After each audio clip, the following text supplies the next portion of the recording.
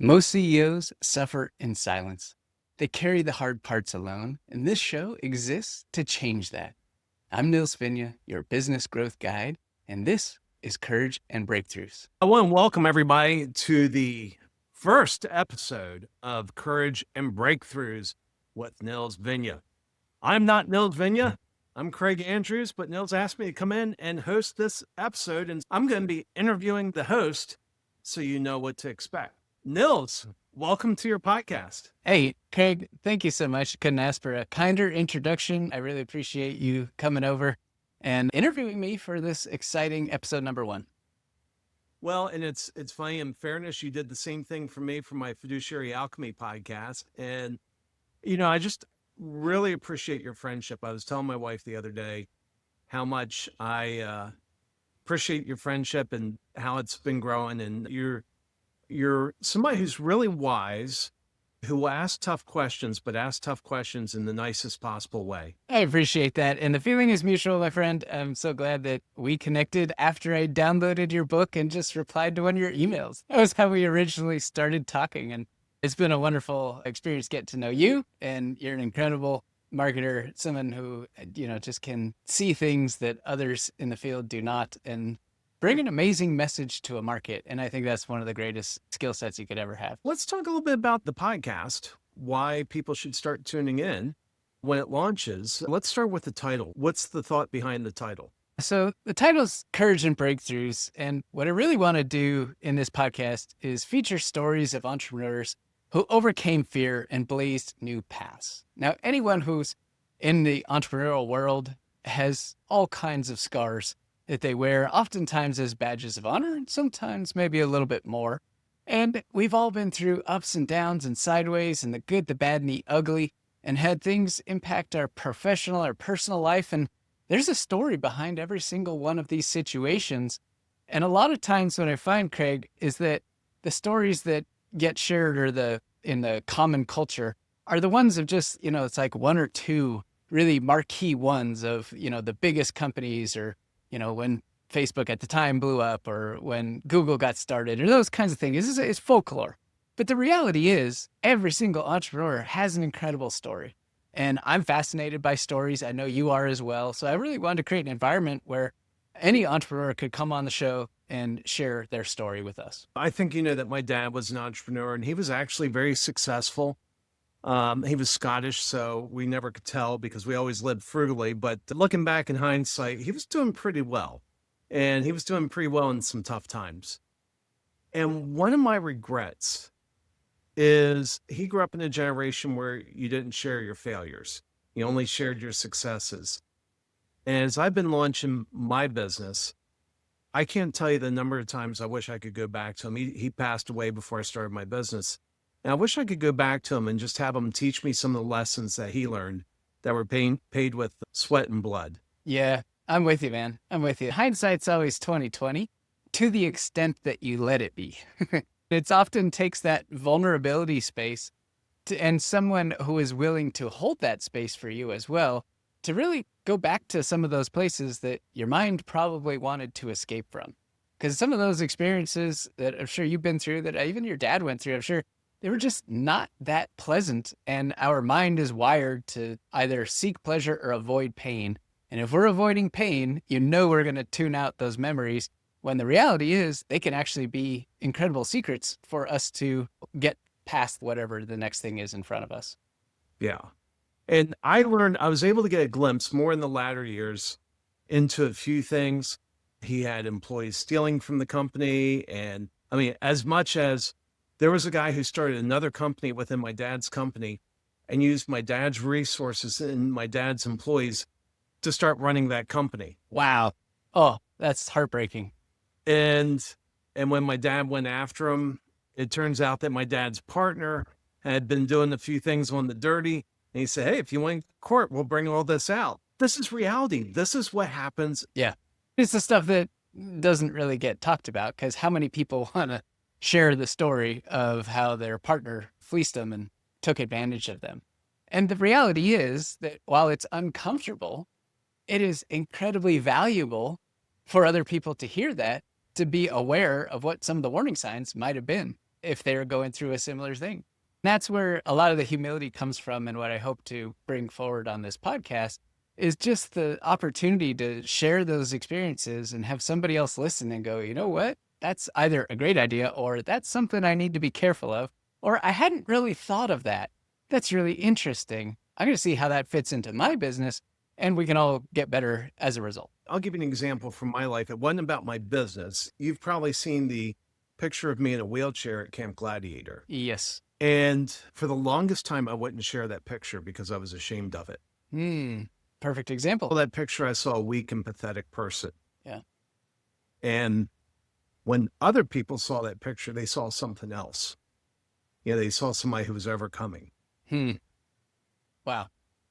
So I remember one time I was just feeling bold and I shared it with somebody, and they were just, their response told me, this is something I need to share. And when I think about, the mistakes that people are making in businesses, I would imagine a lot of them have some of the feelings I had, make me look weak or pathetic or stupid or whatever the emotion is.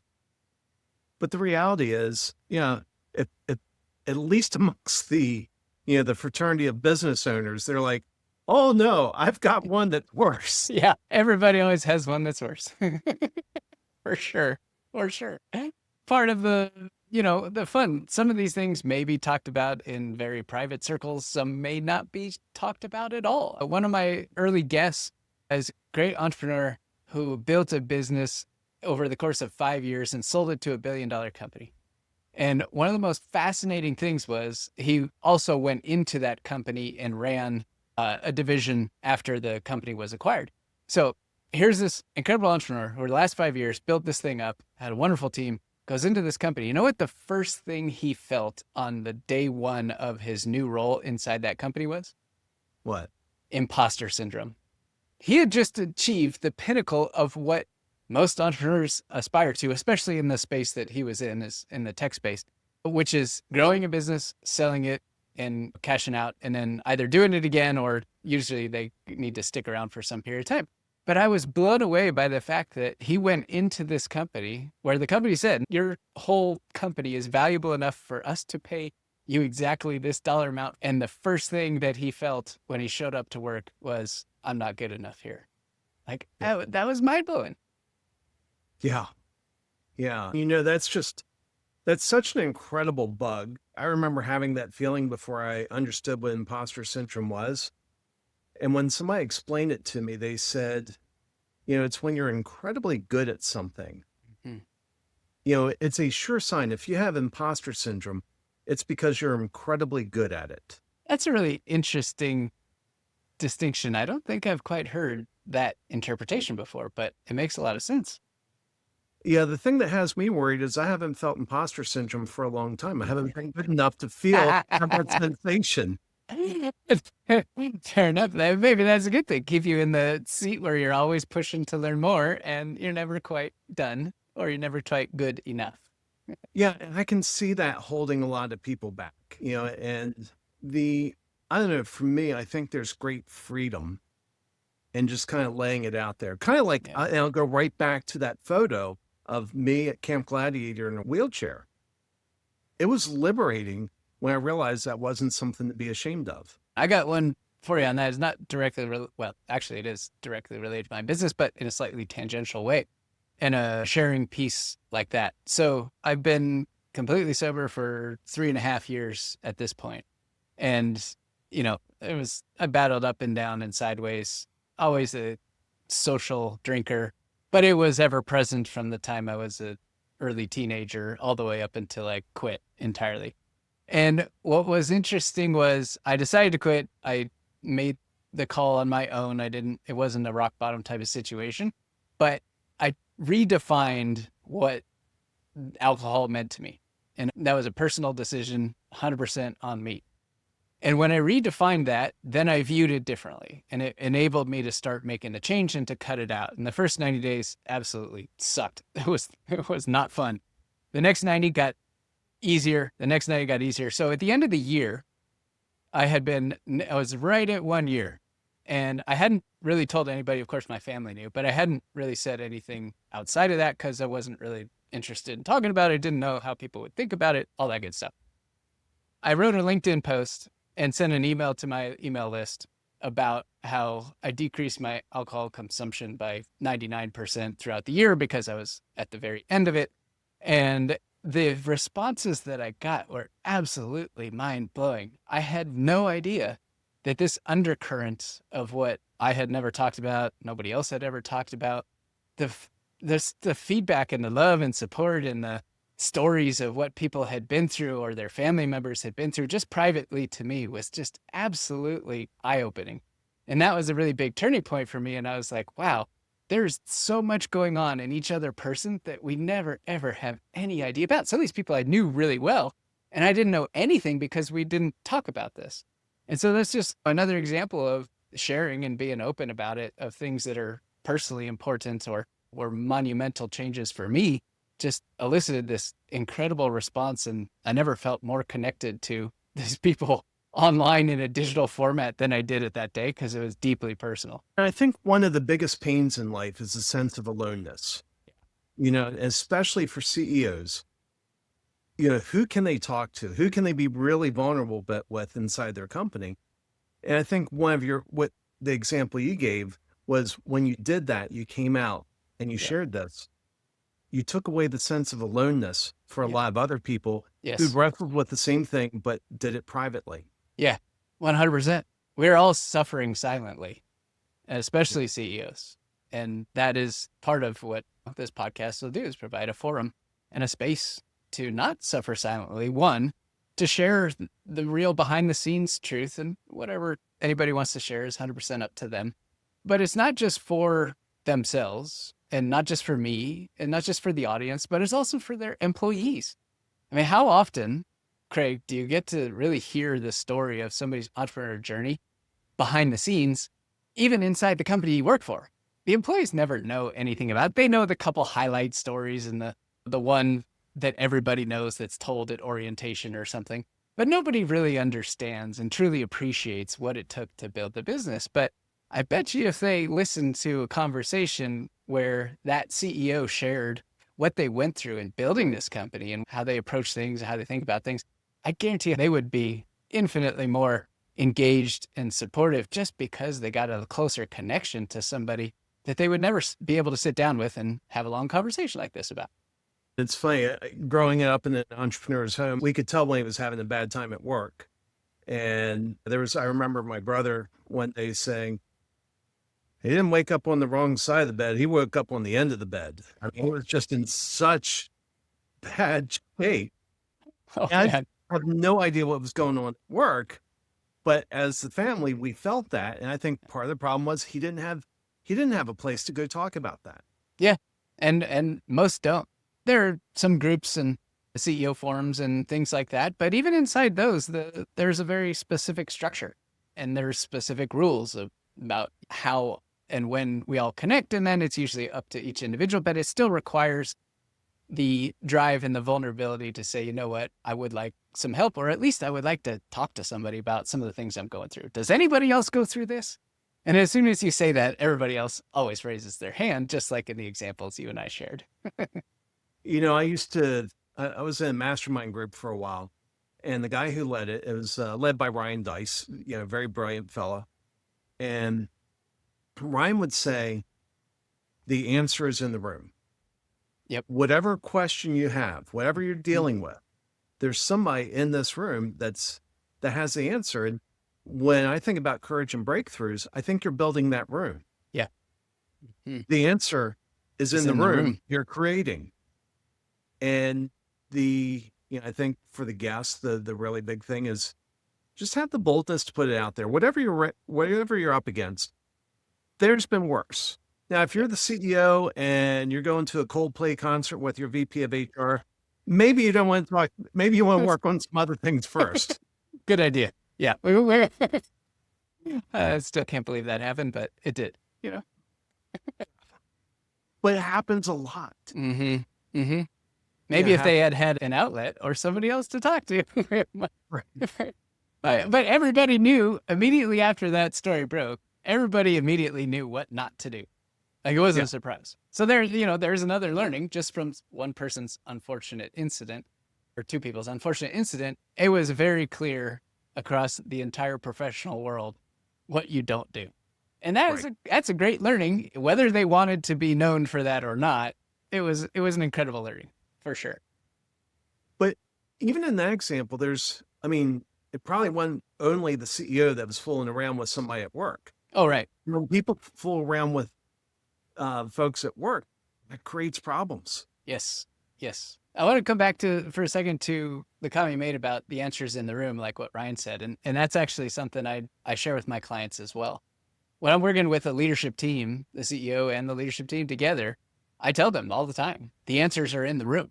Literally use those exact words. My job as a guide is to help extract the things that they already know, but can't quite articulate or put them into the right place in the right way at the right time because they're too close to it. And it's really hard to read the label from inside the bottle. But Yeah. when you have some outside perspective and you bring out that incredible rich knowledge and awareness and all the values and all the pieces, everybody in the room already has all the answers. You don't need anybody from outside to tell you the answers. You need somebody to help you pull it out of you. Let's talk a little bit about what you do. How do you work with businesses? How do you help them? Inside most companies, you know how too much usually depends on the CEO? Yeah. Yeah. Well, when too much depends on the CEO, the company tends to struggle to grow. And I solve that problem. I help the CEO develop a leadership team that owns problems, drives solutions, and does it all independently so that ultimately the pressure does not live in any one person, specifically them.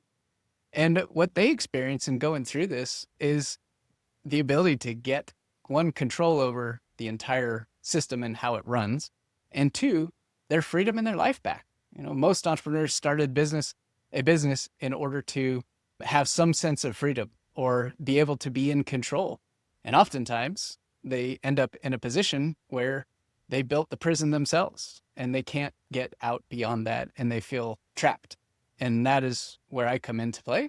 And through the development of a leadership team, it is 100% possible to create and live the life that you want to live so that you can have the freedom to do what is most important to you. I was in a different mastermind group with a fella, and one of the issues he brought to the group was none of my employees will make a decision without me. They all know what to do, but they refuse to make that decision.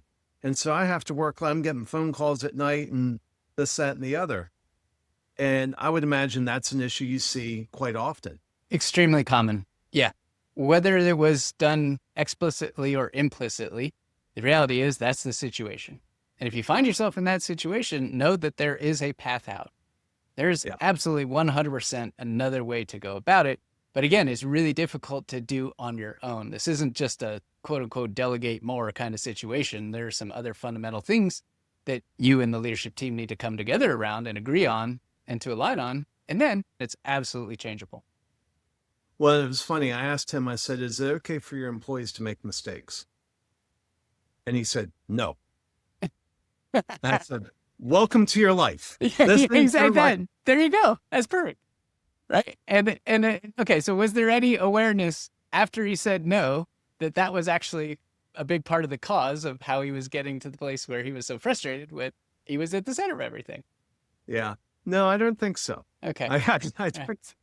And I will say that not everyone wants to build the level of freedom and autonomy that is possible. And that's each entrepreneur's choice. There is an opportunity to do it to the point where your business can run successfully with you and not on you, but it is not mandatory that everybody has to do that. And one of the most fascinating things from the psychology world that I tend to nerd out on a lot is our fundamental human needs. And one of those needs that is most present certainly in the entrepreneurial community is the need for significance, the need to feel special, the need to feel needed. That is a deep psychological need. When I'm talking with a CEO and they are in that position like that and they don't want to change, it might be frustrating, but if that were to go away, they can't quite imagine what life would be like if people didn't need them. And that's a really, really important question that we have to answer if the current state is not something you want to sustain. If you want to sustain it and you're happy with the late night calls and doing all that, by all means, nothing's going to change and you're A-okay. But if you don't want to go down that path, if you want to change, then we got to get to the root of, well, how are you going to feel significant so that there's not this vacuum that's created when all of a sudden your team takes ownership in a completely different way? You obviously know my story. Your guests may not. I mean, the reason I was in a wheelchair was I was in a coma where I nearly died. And for me, one of the greatest moments was when I woke up from the coma and I found out that my team had been running the business without me. Yeah. I mean, I've sold hundreds of millions of dollars of product. Yep. I've never had a greater achievement than having my team run the business without me.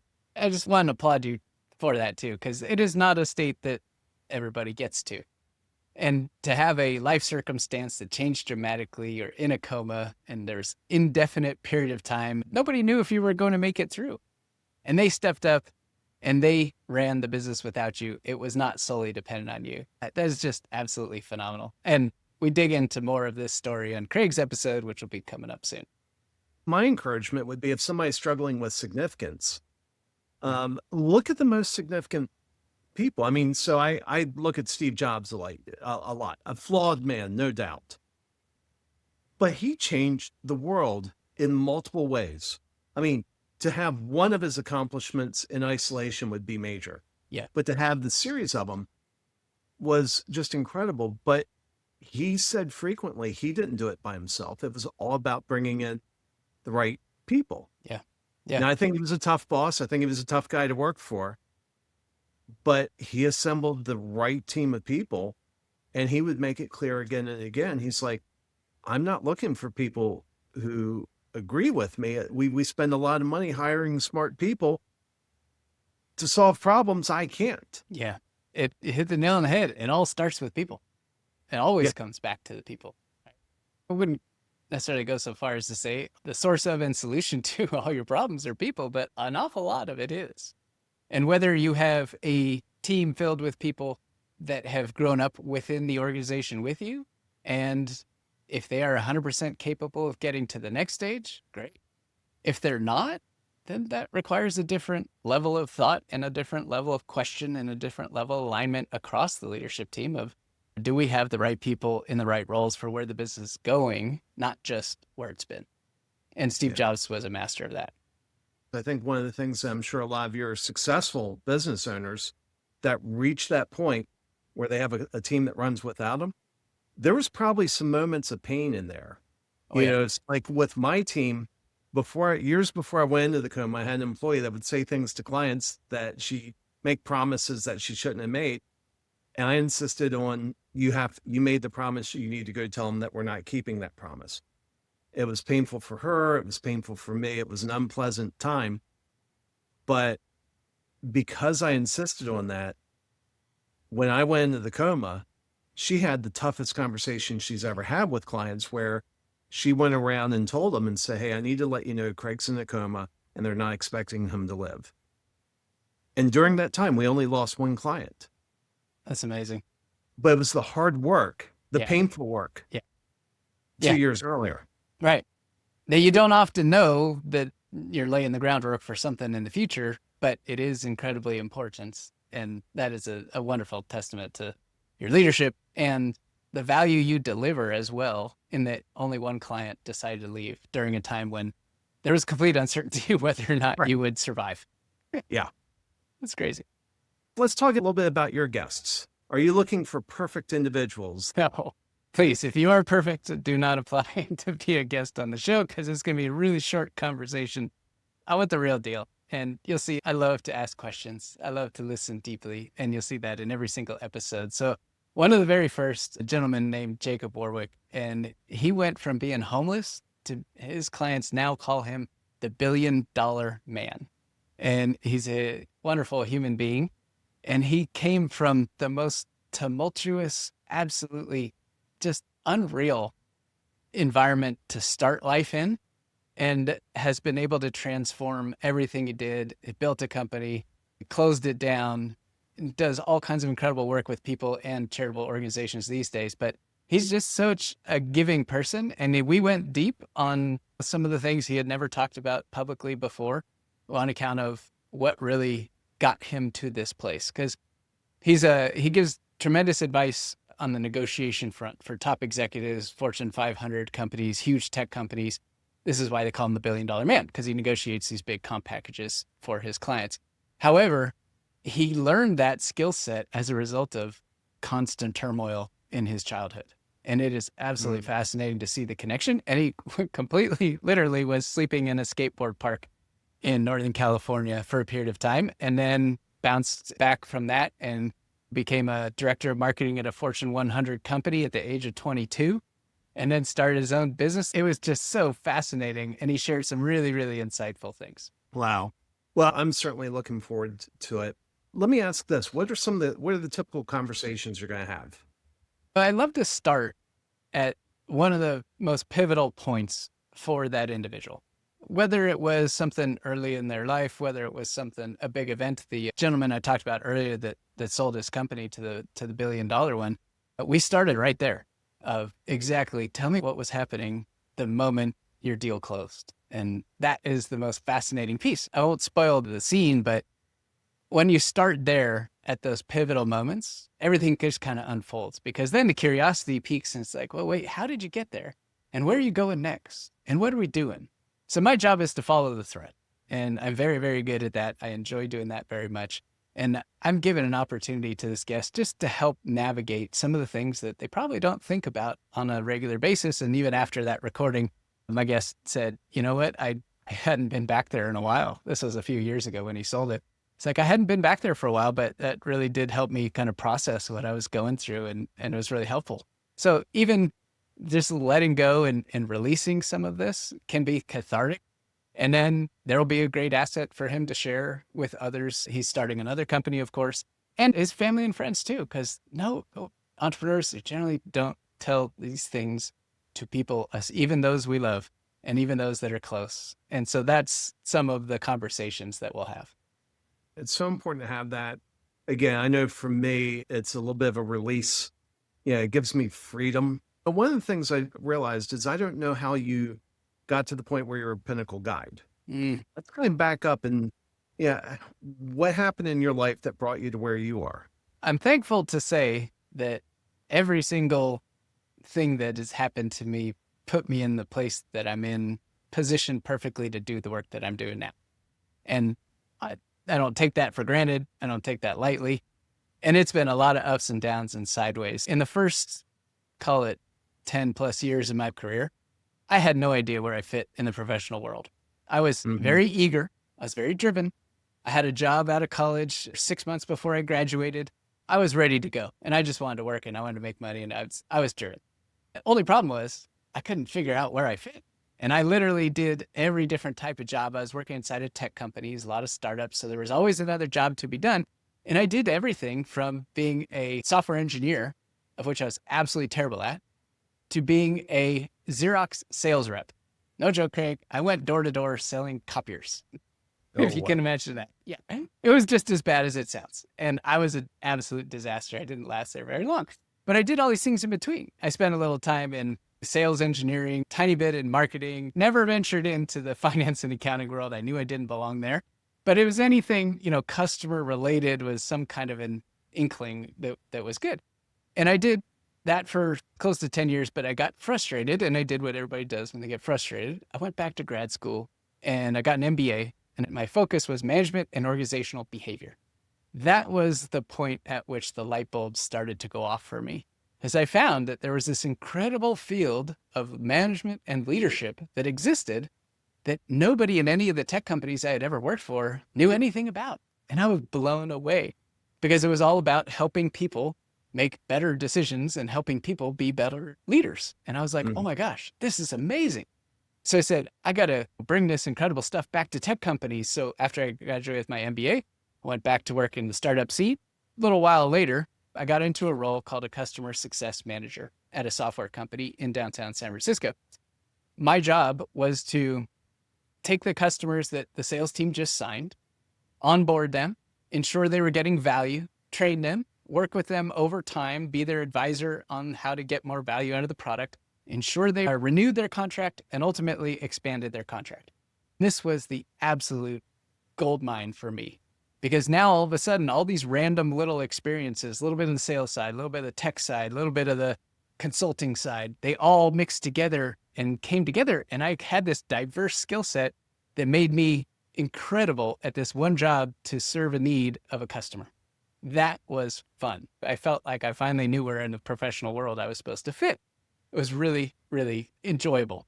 So that alignment and my passion for that space was rewarded with promotions. I went from individual contributor to a manager, to a director, to a VP in 2.5 years, just straight shot up and to the right. I spent 10 plus years at the individual contributor level, bouncing around trying to figure out where I fit.